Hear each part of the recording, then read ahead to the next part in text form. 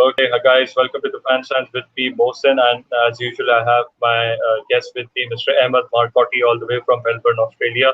Ahmed, Ahmed, how are you, mate? It seems it's very cold in Australia. You're wearing a hoodie there. Welcome everyone. As you know, I'm Ahmad Abdul Hamid from Australia. It's a bit cold weather, it's kind of a reverse here. You have summers in Karachi and we have winters in Australia. So it's kind of a wintry, very cold weather, which we can enjoy with a coffee or a hot chocolate. But, Yeah, well, but yeah, I can use a cold coffee, Ahmed, right yeah, now. really is. But I heard It's, like it's, there is a it's quite really a humid. rain. Yeah, Yeah, it quite is a raining. rainy It weather is. in Karachi. Yeah, but despite that, it's very humid. I'm sweating now as we talk. And it's maybe because of all the hot topics going on in the world of football right now. Yeah, that's right. So that's why we're here to talk about it. Okay, so Ahmed, let's start with you're the expert on this. So let's start with Serie A first. So what is the news there? I've heard Juventus has won their ninth consecutive Scudetto and their 36th overall. So Inter, if you combine the Scudettos of Inter and AC Milan, that equals to the total which Juventus has won. So that is a wonderful achievement. So how do you think Juventus? Why how did Juventus still win the league? I mean, when Sari went there he had good players in his disposal, but we've talked about it on the show. The football hasn't been the best, which we've seen from Juventus in the last nine Scudetto seasons they've won. So, how did Sari still manage to win the Serie A? And there were other games as well. Atalanta played Parma, and another big game, Napoli versus Inter Milan, which I believe Inter came through, and so now it's going to be a battle between Atlanta and Inter for the second spot, and Atlanta can become the first team in more than 56 years to score 100 goals in Serie A. So that is the entire summary. So Emmet, over to you now.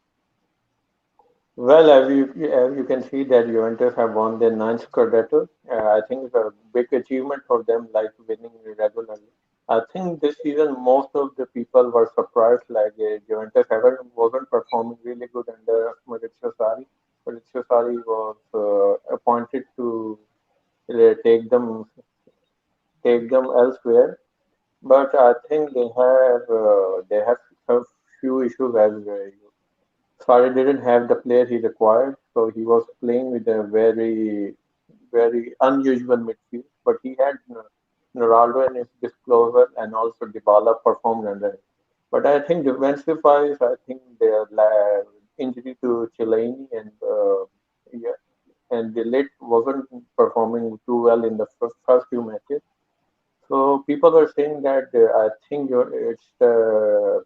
Juventus might lose this Serie A this season, but the problem is that other teams, including Inter, Lazio, and Atalanta, were very inconsistent. They dropped points when they shouldn't have dropped, especially for Inter, who were leading in few months, in first few weeks they were leading at the first, but I think they drop off. They lost to some very they lost to they draw to Borussia, they lost to Lecce, then they also draw points against Bologna. So that's why the inconsistency was shown by the team in the top four basically handed the title to Juventus. So yeah, I Ahmed, think I'd like to ask one thing. Why is Juventus consistent compared to other teams? Every season when Serie A starts, we see other teams start well. Juventus starts a bit slow and they're sluggish at the start.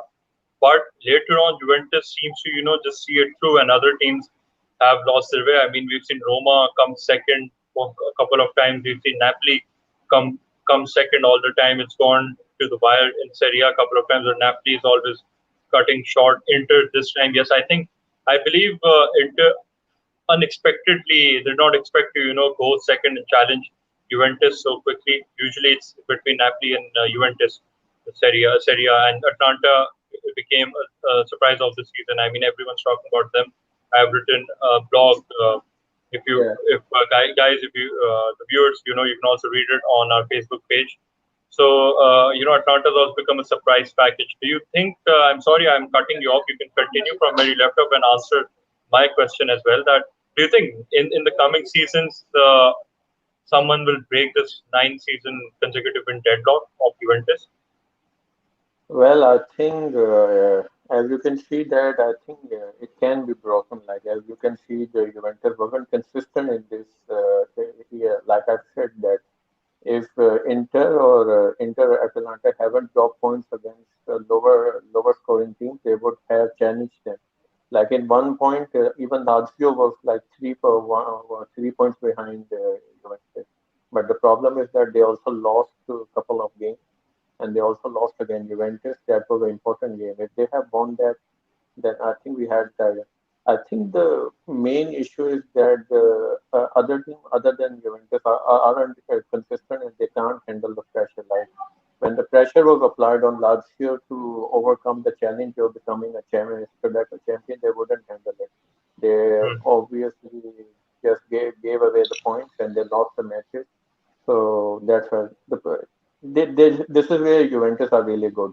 Like they've won this thing for more, 8 years consecutively, so they know how to handle the pressure. They know how to overcome the challenges or how to beat the teams when they are under the challenge. Also, they have a good attacking thread of Cristiano as well, and Hmm. so, like I said, that the other teams, I think next year, if they strengthen, I think especially Inter can challenge for the Scudetto. Also, I think Napoli under Gattuso has been really good. I think they haven't dropped too many points. I think yesterday they drop points against Inter. I think Inter played really exceptionally well. I think Lautaro Martinez and D'Ambrosio scored, and Lukaku was on form. So yeah, and also like Atlanta, they are a really high flying team. They're only 2 goals away from scoring 100 goals. That's a very major achievement, and it's a good for them to for their championship form as well. So they came back from their match from Parma. Parma played really well. Kulusevski scored for them, but I think after that, Malinovsky is a very good player. One to watch for the other European teams, and then Papu Gomez scored to give them a win. So yeah, I Yeah, think if I saw the match. Papu scored his first goal, I think, since January, I believe. So he doesn't score much, but he has a wonderful goal. He nutmegged the defender and, took a shot with his left foot. yeah, so yeah, like Atlanta, I think Atlanta with this core of players, they know how to play, they know how to gel together and how to score. They haven't stopped scoring. They have exceptionally high attacking players, but the problem they have is they have very inexperienced defensive core. Like Caldara can be inconsistent. Rafael Toloi is good, but the problem with that, all three of their center backs are slow. So yeah, I think if they can overcome this kind of their defensive challenges, I think they can be one of the title challenges for next week as well with Lazio and Okay. AC Milan as well. Okay, well, so the Serie A title has been decided. Talk about second place battle between Atlanta and Inter. Yesterday, Napoli played Inter, which was, the game of the week in Serie A. But I believe Inter has came out on top. So, can you tell us? Can you summarize the match? What were the highlights? Who scored? What happened? Yeah, like it was a very good match. I think Inter won this for 2-0. D'Ambrosio scored, and also Latino Martinez scored from the bench. From he was up, he wasn't playing. I think Lukaku and Alexis Sanchez started this match. I think they were. I think it was in favor of Napoli because they were in high flying form under the two. So there many expected that it could be it could that Napoli couldn't win this or it was a draw match. But Inter played really exceptionally, especially Lukaku, who was really dominant on the Napoli defense.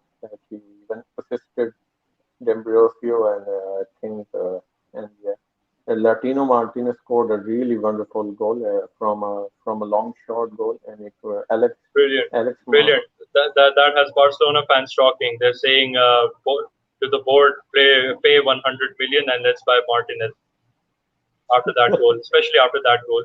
I mean, a lot of Barcelona fans are watching Inter because of yeah, Martinez now. yeah, I know. Like they have special eyes on Latino Martinez, but I think that with the player like Griezmann's in their disposal, I don't know why they're going after Latino Martinez. Sorry, Martinez, Lautaro Martinez, because the last thing the Barcelona need right now is a striker. They should focus on their midfield and a defensive core, which they lack really after like Gerard Piqué becoming old, and also there's a kind of a inconsistency with Samuel Umtiti, and the only good defender they have is Longley. So that's another issue we'll discuss when we come to Barcelona uh, Mhm. structure and gameplay. Okay, so Ahmed, what went wrong for Napoli? I mean, Gattuso has been doing so well. Some people say that he can take.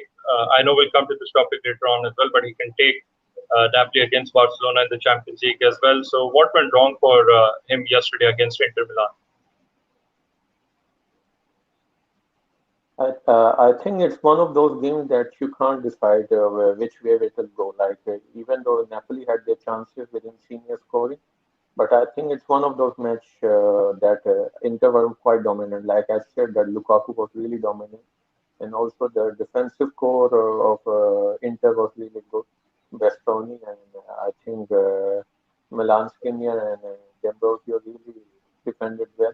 Also, the midfield they played really well, so they pushed Napoli midfield and defense is really high. So, like you said, that it was a good game, but I think Inter didn't didn't try to do anything for the Napoli. So they even tried, but I think Inter was too much dominant on that. So that's why Okay, we got this. so there's one other topic I want to talk. Juventus has won. I've asked you this a lot of times, but then again, I want to ask. Now that Juventus has won the Serie A, in Juventus is after players like Jorginho from Chelsea as well. Do you see Okay. Sarri staying at the club for another season, or despite Juventus winning the league, will they look for options elsewhere? What do you feel? Well, many of the experts are saying that if Sarri failed to win Champions League, if he qualified to move to the next round, if he lost against Lyon or even their next opponent, which can be, I think, Real or Man City, I think then the Juventus board will consider whether to proceed with Sarri or not. I think the problem is that with Fari that he needs specific player to implement his Fari ball. If you can't provide him with the players or can't give him time, I think it's quite difficult for him to implement his style because as you can see, the problem with Juventus is that they're not playing according to what Sarri is supposed to. Even though I Hmm. know their attack is clicking, but you can see that their defensive play is really sloppy and symbolic sometimes. And Hmm. they also not good defensively. Like they considered were quite some goals in this season. And also they are not using proper player. Like Cordado has been playing right back, even though he's a winger. So they need players there. If they can, if Juventus board can provide them good players or then I think Sarri can implement his style of football and can make Juventus good. But let's see if Hmm. the Juventus board have a patience for them. Okay, so Sari ball is on if he does something in Champions League. Do you think Sari won the league? Because a lot of fans are saying this. I mean, we want your view. It can be anything. You can agree or disagree. Do you think Juventus is or Sari was successful because they have someone like Cristiano Ronaldo in the team and Dybala as well? Yeah, like I said that Juventus had really good attacking side with Cristiano Ronaldo coming also like he scored around 24 to 25 goals for them. So attacking wise, I think they were really good. They were crucial in the match where they thought they can drop points, but they salvage some points and even won those matches which we thought they might lose or draw. And that's the mentality they have. Like this is what Inter and Lazio were lacking in the few matches. Like if they would have Hmm. salvaged the points, they would have challenged them. But this is what Juventus do really good. That they don't drop points towards the weaker side or mid tier teams. So that's why I think Sarri won the Serie A. But I think Yeah, that's well, I'm opening the table in front of me. So yes, you're right. I think I forgot to mention Lazio. They were a team before the lockdown. Who was second, yeah, and surprisingly, Atalanta is there. So I think the top four is almost confirmed with two games to play. I mean, Roma is fifth with at 64. Lazio is at 75, so 11 points gap. The top four is mainly yeah. confirmed for the team. So Ahmed, another question: who was Juventus' best player of the season, and who do you think is Serie A's best player of the season? Well, I can say that most of the people might say that Cristiano was the player for them, and I think more than 80% people will agree that even Cristiano Ronaldo is the Juventus player. But I think you can say a couple of shouts for I think Dybala as well. Like under Sarri has been performing really well. And also I think it's out an outside shout for me, but Delict in his last few matches has shown that he can replace Cellini in the defensive core, and he can be a really good signing for them in the future as well. And who is Serie A's player of the season? Oh yeah, I think that with I think 34 or 35 goals, I think it's Ciro Immobile. I think he's going for the Golden Boot. He's challenging, I think, Cristiano Ronaldo and Lewandowski for that. So I think people might give them. So there are quite some contenders for it. Like you can choose from Juventus, like you can choose Cristiano. You can choose from Atalanta, like you can choose Papu Gomez or Joseph Ilicic or Luis Muriel. You can choose that as well. You can choose from Inter as well. Like you can choose Lukaku, well, who have also scored like around 20 goals. So Mhm. I think it's for me it's gonna be around it's either goes to it either goes to Cristiano Ronaldo or Ciro Immobile for their high goal distribution. Mhm. Okay, interesting. So now moving on from Serie A and coming to the Premier League. So Premier League's done and dusted. A lot of ifs and buts have been answered. Ahmed, are you surprised with any of the results or what took place on the last day of the Premier League?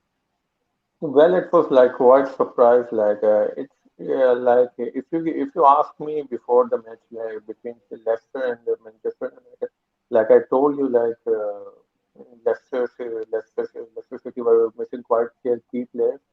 So I think it was difficult for them to win this match. Also, like Manchester United was dominating whole the match, but I think Leicester had quite few chances. They had 12 shots and three were on target. Ian Nacho was really dominant, but other than that, I think uh, they were poor. And I think, as you know, that they Manchester United have been really lucky with penalties this season. And Yeah, well, Mourinho said today or yesterday that Bruno Fernandes has shown he's one of the world's best penalty kick takers. yeah, well, you look with all the penalties that have been given to Manchester United, that's another topic.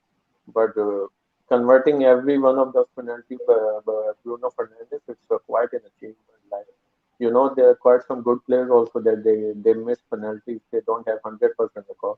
But I think it's a good thing for the United fans to get excited that they have Yeah, a really good penalty kick as definitely, definitely. I mean, what matters is at least you made the top four, well. especially coming Yeah, third when people doubted you, and you still managed to finish above Chelsea, whether it's on goal difference or whatever reason. So I think all you would take that. Yes, they're disappointed to be knocked out of the FA Cup, but I think they'll be happy to still have the Europa League to play for as well. So there's one trophy yeah. which they can win, and I feel they are the favorites to win alongside Inter for the Europa League. Yeah, I hope so. Like I wish a match between Manchester United and Inter. Let's hope we can get a match. So, well, coming to Chelsea versus Wolves, what was your reaction to it? As you are a Chelsea fan, Mohsin? Where, uh, well, yeah, Ahmed. But basically, I think it was considered to be a tough test for all Chelsea fan. I mean, we had Nishal on the show, if you remember, Yeah. a couple of weeks ago, and he believed that it's going to be really tough because Nuno Santo will also try to at least secure that Europa League spot and finish on a high. But Stamford Bridge, I think Chelsea has been clicking, especially players like Pulisic, and then you have Mason Mount, who's also shown he could be Chelsea's contender to become Chelsea's player of the season. I mean, his first full-fledged senior season at the in the Premier League, and he's done absolutely wonderful with under Lampard. And I think Lampard again, Chelsea would be really delighted. I mean, they finished top four. If you remember at the start, the way Chelsea started, the very first match they lost, I think 4-1 against United, and then they were on a losing streak at the start. And we thought that even if the Chelsea side manages anywhere in the top eight would be an achievement itself. But look at them now, top four in the Champions League, and now they still have an FA Cup final to play against Arsenal. So I think Chelsea fans would be happy. Yes, they will be a bit disappointed. I mean, if they analyze that, they should have finished the season at least at third because after the restart they were inconsistent, especially when they lost to teams like West Ham and Sheffield United. I mean, these were the games they should have won. I mean, they were very dismal in those games, and then they were absolutely good in some of the other games. Especially, I mean, if you see, they beat Man City and Liverpool won the title. I mean, you thought City would win, and then against Wolves, I mean, they won comfortably at the end. I mean, they scored 3 goals. Giroud has been a very good player since the restart, and his stats are almost equal to Benzema's after the restart.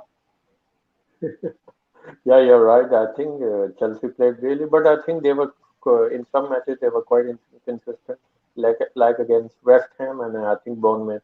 I think if And they Sheffield didn't as well. lose, And yeah, Sheffield as Sheffield well. as well. They lost badly, Yeah. but the thing is, it's good enough. I mean, Kai Havertz can now at least he is interested in a move to Stamford Bridge because Chelsea has secured the Champions League spot, and Ziyech and Werner will be relieved that they're at least going to play Champions League football now, and they're not making any sort of mistake or anything. So that is something good for Chelsea. Well, Mohsin, I think the talking point about the Chelsea is that Willy Caballero played instead of Kepa. So I'm gonna ask you, is Kepa's time at Chelsea over, I or think do you I think think? I think I think it's over, Ahmed. I think that was a panic buy from Sari, 70-75 billion.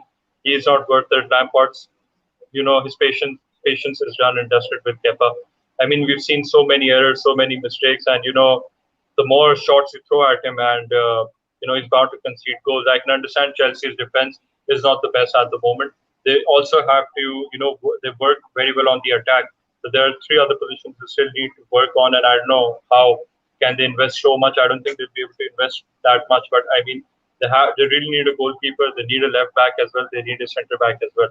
Now, the problem is what will be the price at which Kepa will be sold, because I don't think Yeah. anyone would pay 40-50 million for Kepa, and they're trying to go after a surprise move for Jan Oblak from Atletico Madrid. So I don't know if Simeone is believes in Kepa. Would he go for that swap, and Chelsea have to pay additional fees for to get Oblak to Chelsea? I mean, if they do, then they have a very good goalkeeper.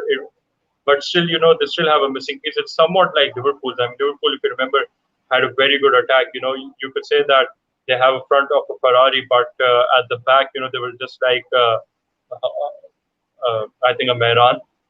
But still a Mehran is a very strong car. I shouldn't say that, but I mean, just comparing. You can't race a Mehran against a Ferrari. So when they bought Allison and Van Dijk, that is when Liverpool, Yeah. stepped up, went another level. I think same goes to Chelsea. They've BSF invested in the attackers, and they're also going to try and get Havertz for around 70 million or 80 million. But they really need a goalkeeper as well. Another shout could be for Onana. They could also try for Yeah. Nick Pope, and there's another surprising move for Dean Henderson. Will United Okay. sell Henderson? Because I don't see Dean Henderson becoming a number one choice yet. I think Oli will still pursue with David De Gea. Well, Oblak and Onana. Well, that seems that's a really good surprise.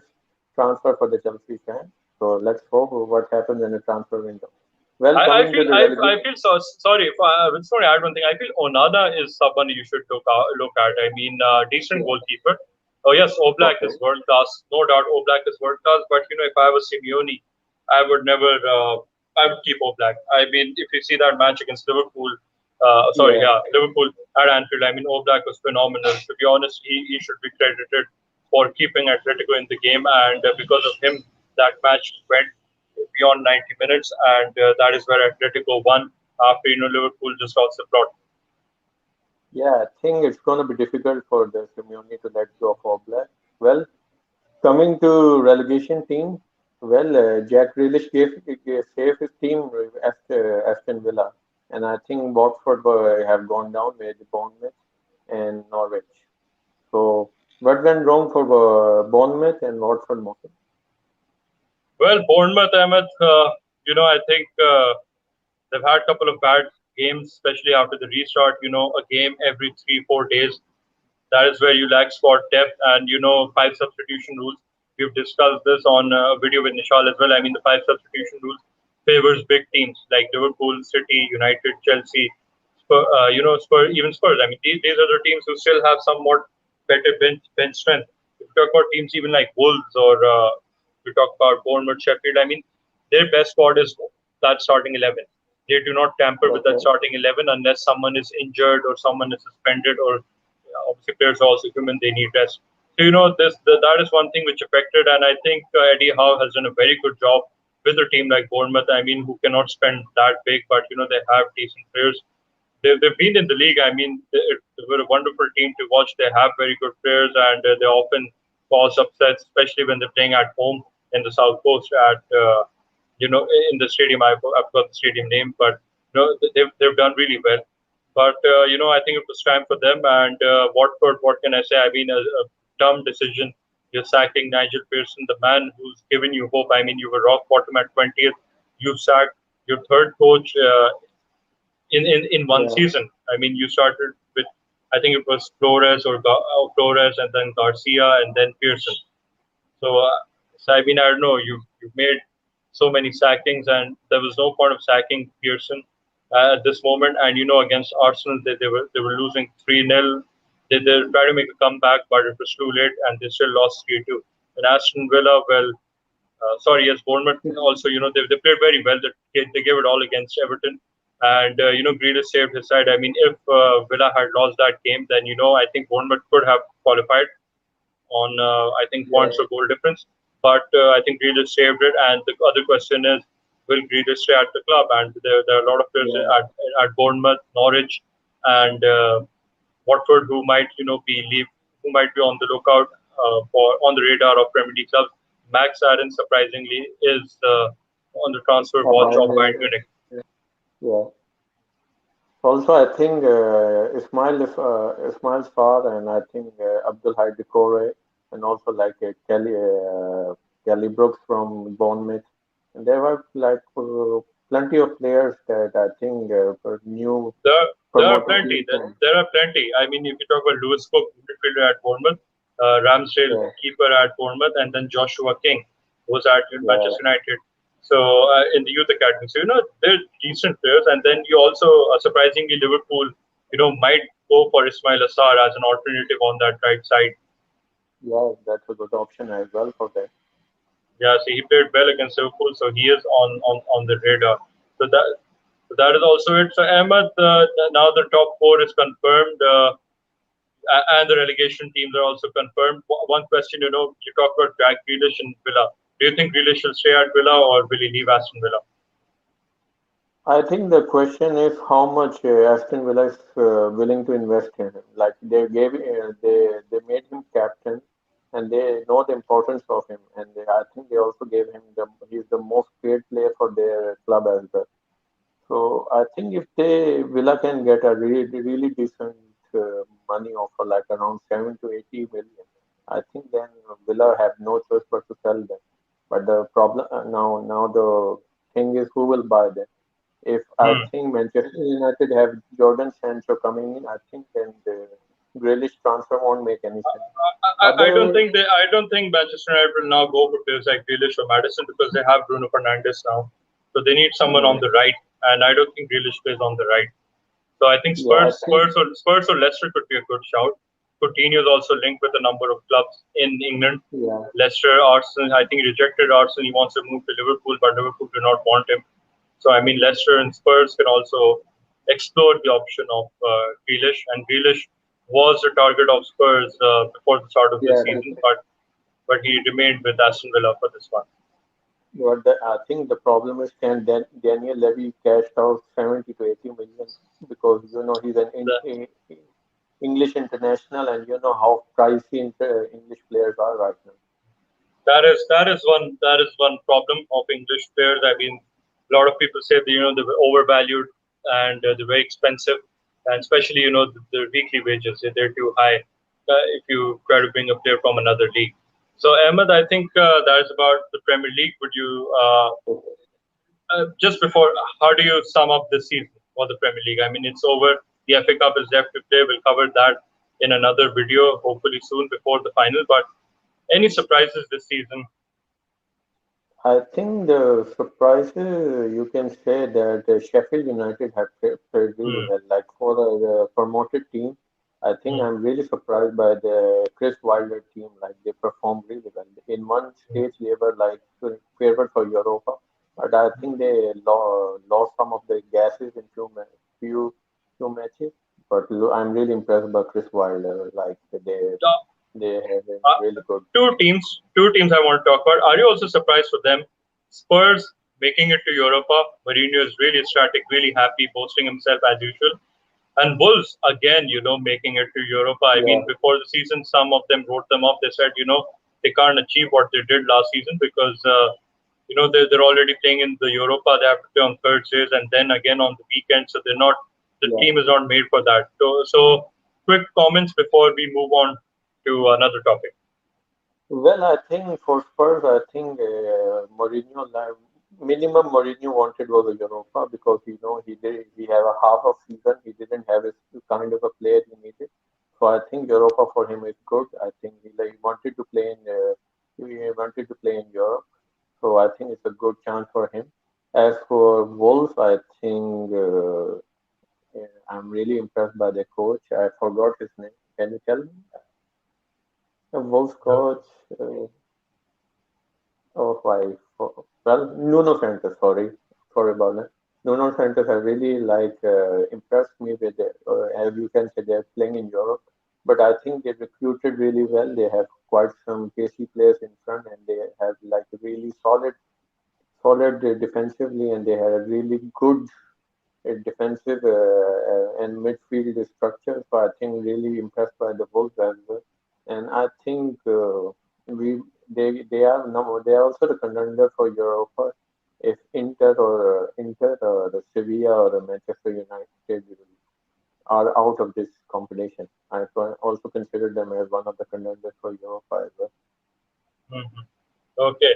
So moving on to the main talking point, and it's August is going to be filled with inshallah, we're going to be talking about this a lot. Yeah. Champions League finally returned. So Ahmed, what matches remain? Who are the favorites to progress?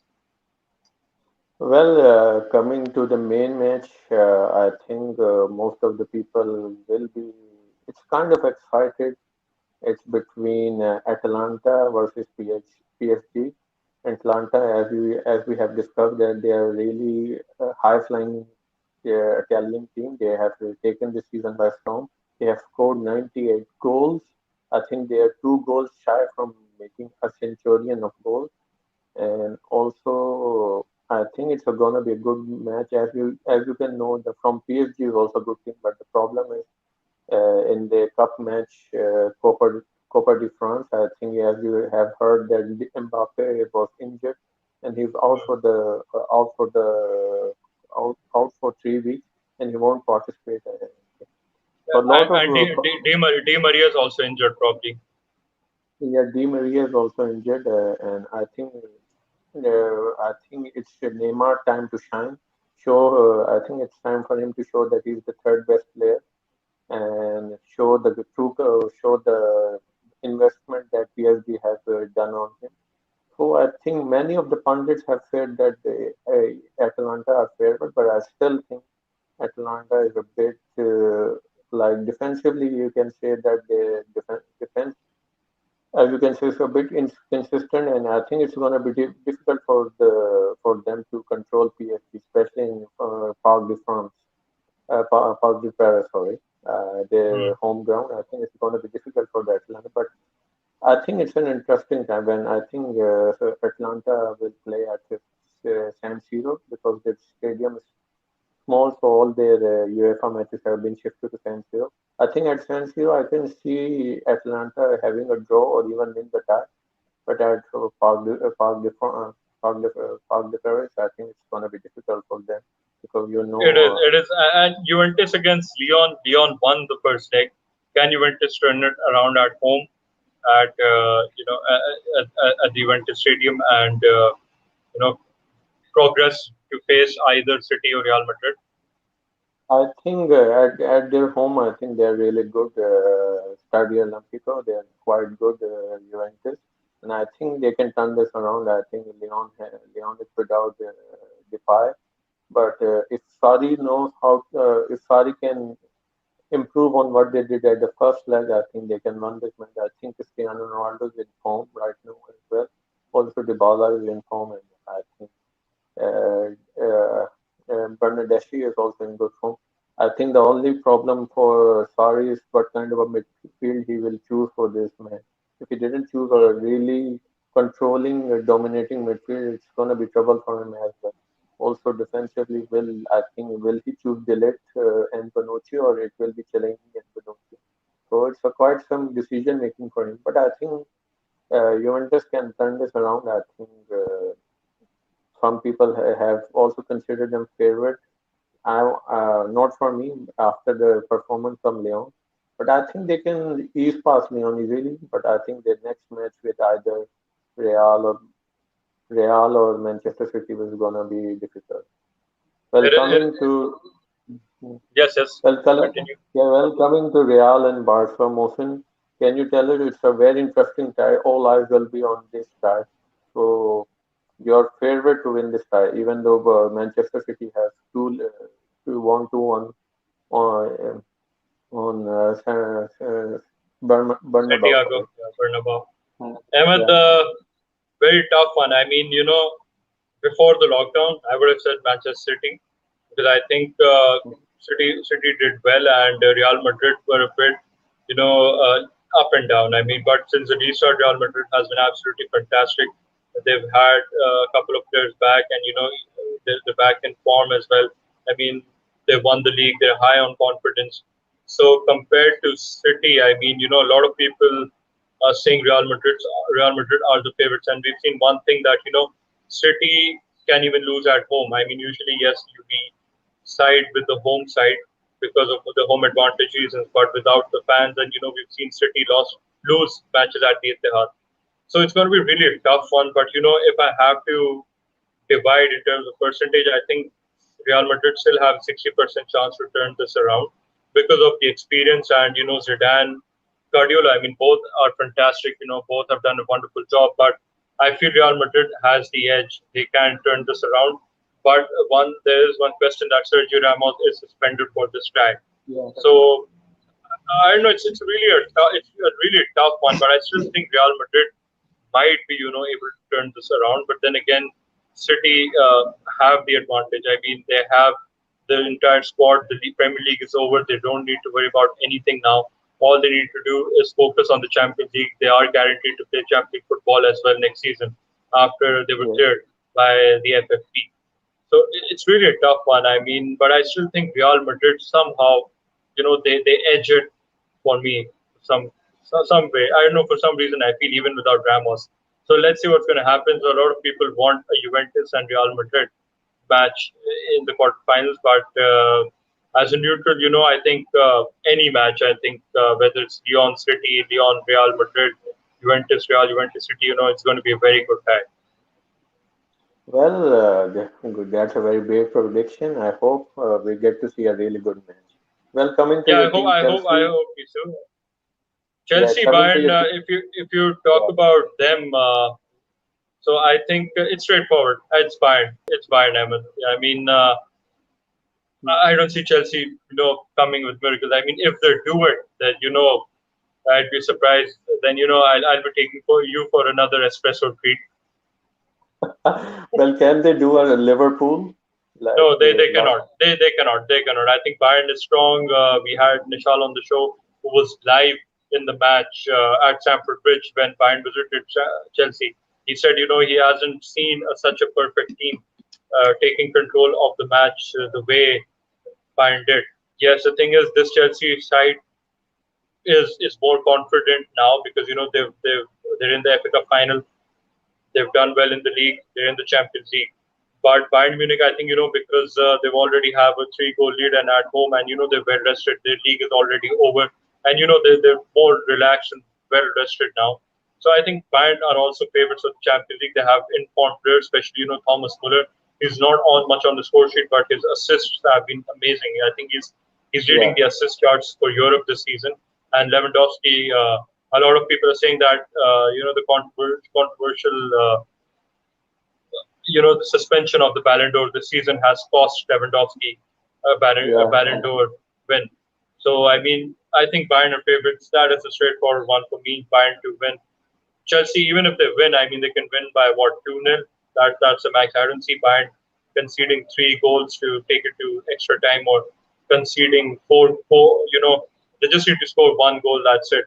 So I don't see Chelsea scoring three, max two. If Chelsea wins 2-0, I mean, but I still see Bayern winning this or a draw and Bayern going through easily. So Ahmed, now Barcelona versus Napoli, your other team from La Liga.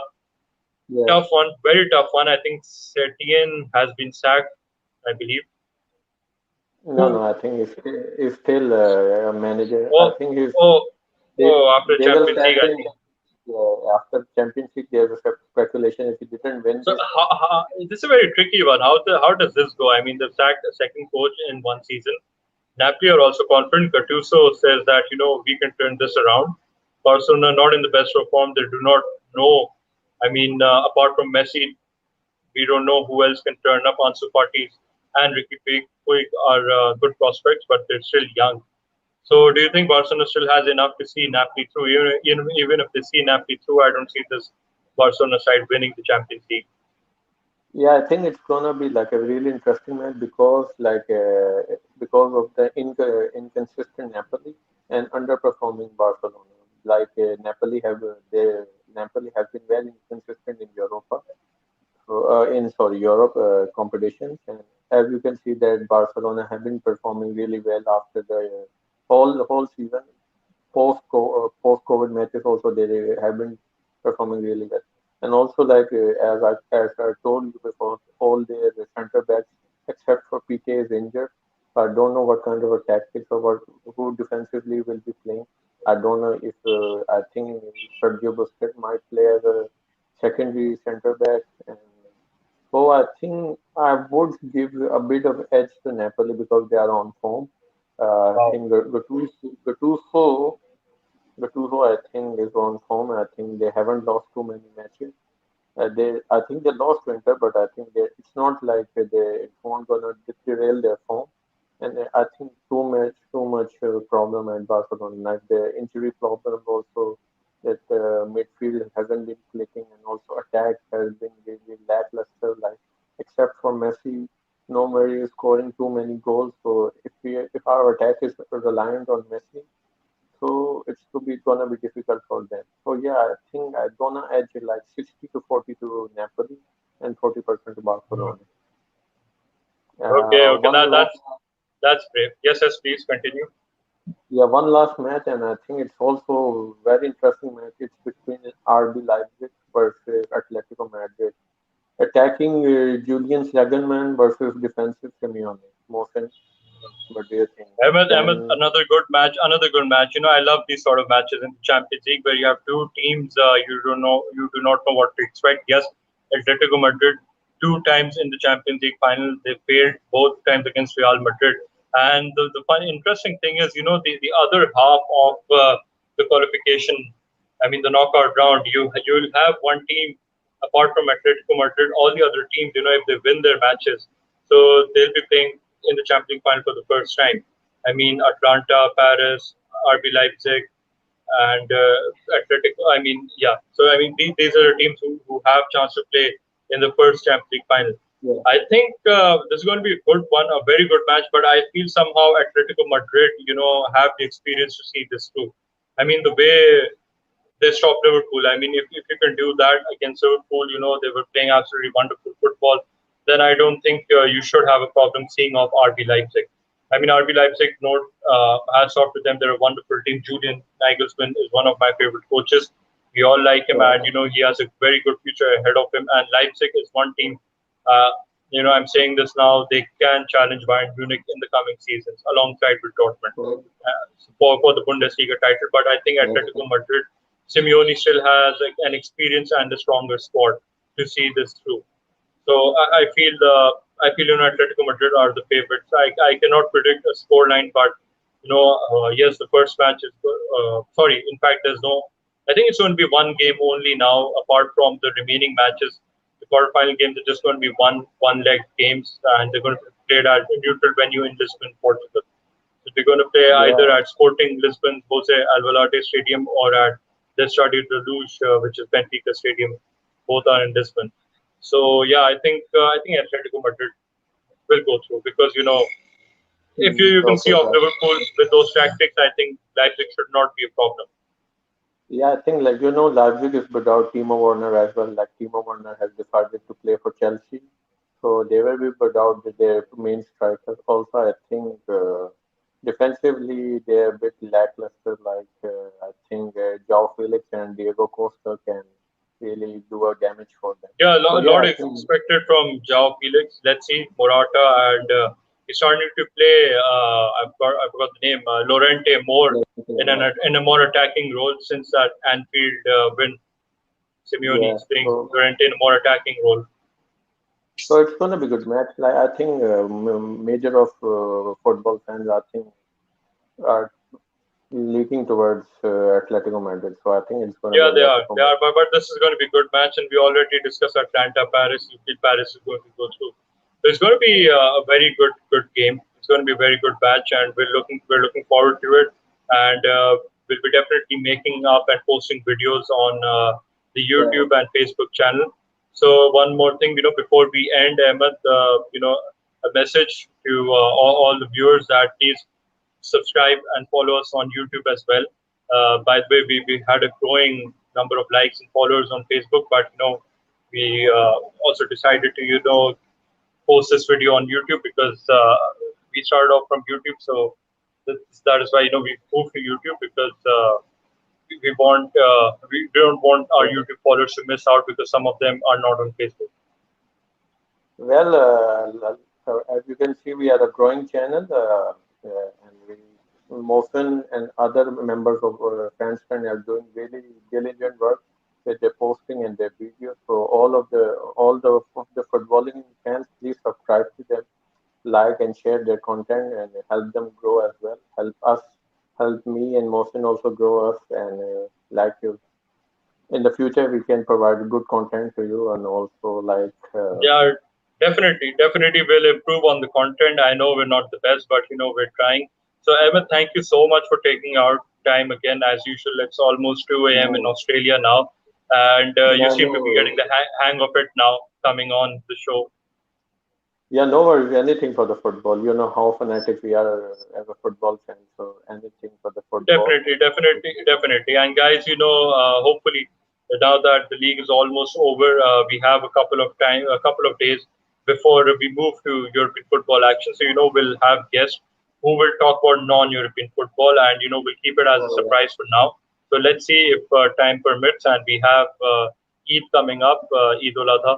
So an advance Mubarak, and guys, please stay safe and follow all the necessary SOPs. So, Ahmed, any one last thing you'd like to say before we end?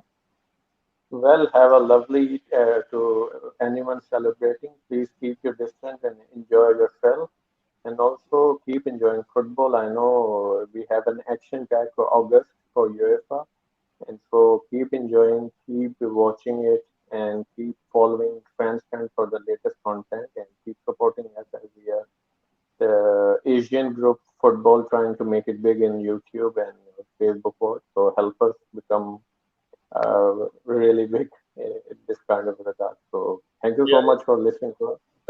Thank you so much, Ahmed. Have a lovely night. We'll stay in touch. Okay, take care. Thank And you. okay, Okay, goodbye. bye.